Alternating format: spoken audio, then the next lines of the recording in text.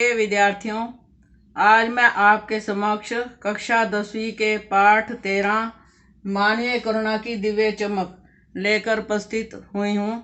और इस पाठ को हमने कई वीडियोस में विभाजित किया है। आज पहले वीडियो में हम इस पाठ के लेखक का परिचय तथा पाठ का परिचय जानेंगे।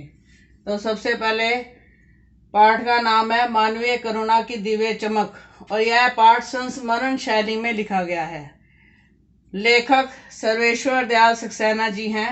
उनका जन्म सन 1927 में उत्तर प्रदेश के जिला बस्ती में हुआ और मृत्यु सन 1983 में हुई।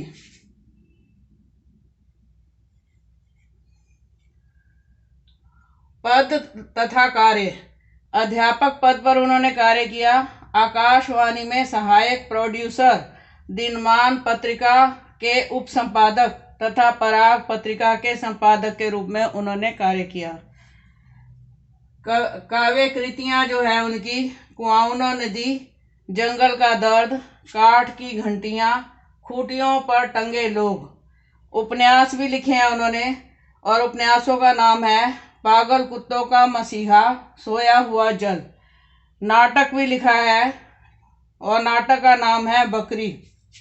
कहानी संग्रह लड़ाई। बाल साहित्य भी उपलब्ध है जिसमें नाम है लाख की नाक, भोबो, खो खो। चर्चे और चरखे पुस्तक में उनके लेखों का संग्रह है। पुरस्कार: उन्हें खूंटियों पर टंगे लोग कृति पर साहित्य अकादमी पुरस्कार मिला था। और आगे विशेषताएं क्या हैं उनके साहित्य की? उन्होंने अपने साहित्य में मध्य वर्गीय लोगों के जीवन की महत्वाकांक्षाओं, सपनों, संघर्ष, शोषण, हताशा और कुंठा का वर्णन किया है। ये जानकारी थी लेखक सर्वेश्वर दयाल सक्सेना जी के विषय में। अब हम पाठ के विषय में जानकारी दे रहे हैं। इस पाठ में फादर कामिल बुल्के के विषय में बताया गया है। फादर कामिल बुल्के एक ऐसे व्यक्ति थे जिनमें सभी मानवीय गुण थे, इसलिए पाठ का नाम मानवीय करुणा की दिव्य चमक रखा गया है। तो लेखक जब उनके अंतिम संस्कार से वापस आया तो वह फादर बुल्के के विषय में सोचने लगा। सबसे पहले वह यह सोच रहा था कि एक नेक इंसान की मृत्यु इतने खतरनाक तरीके से नहीं होनी चाहिए थी, क्योंकि फादर बुल्के की मृत्यु जहरबाद नामक फोड़े से हुई थी, जिससे सारे शरीर में धीरे धीरे जहर फैलने लगता है और अत्यधिक पीड़ा होती है।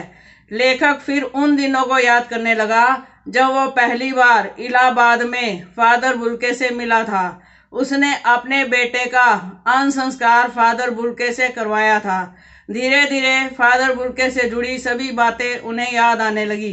फादर बुल्के का जन्म बेल्जियम में रैम्स चैपल नामक स्थान पर हुआ था और वहां पर उनका भरा परिवार था, परंतु उनके मन में भारतीय संस्कृति के प्रति आकर्षण था। वहां इंजीनियरिंग की परीक्षा पूरी करने के बाद पादरी के पास गए और उन्होंने भारत में आने की इच्छा अभिव्यक्त की। भारत को उन्होंने कर्म भूमि बनाया और भारत में आकर उन्होंने धार्मिक शिक्षा भी प्राप्त की और भारत में ही बीए और एमए की शिक्षा प्राप्त की। फादर कामिल बुल्के हिंदी से अत्यधिक प्रेम करते थे। हिंदी भाषा के उत्थान के लिए उन्होंने अनेक कार्य किए। परिमल नामक संस्था बनाई जहाँ पर नए कवियों और साहित्यकारों का उत्साहवर्धन करते थे। वे लोगों के घरों में बड़े पुरोहित की तरह उपस्थित होते थे। लोग उनकी उपस्थिति को अत्यधिक पसंद करते थे। वे देवदार के वृक्ष की तरह थे। फादर बुल्के को अपनी बहन की बहुत चिंता रहती थी, क्योंकि वह बड़े जिद्दी स्वभाव की थी और विवाह नहीं कर रही थी। फादर बुल्के के एक मित्र थे रघुवंश जी। उनकी माँ के पत्र अक्सर उनके पास आया करते थे और रघुवंश जी से वे उन पत्रों को पढ़ाया करते थे। और फादर बुल्के की मृत्यु हुई तो वहाँ पर असंख्य लोग उपस्थित थे जो उनकी मृत्यु से दुखी थे। वास्तव में फादर बुल्के को एक ऐसा सन्यासी माना गया है जो परंपरागत सन्यासी नहीं है, क्योंकि परंपरागत सन्यासी सामाजिक संबंधों को तोड़ने पर बल देते हैं, परंतु फादर बुल्के एक ऐसे सन्यासी थे जिन्होंने जिससे भी संबंध रखा उससे कभी संबंध तोड़ा नहीं। वे संबंधों का निर्वाह करने पर बल देते थे। तो इसके साथ ही इस पाठ का परिचय समाप्त हुआ।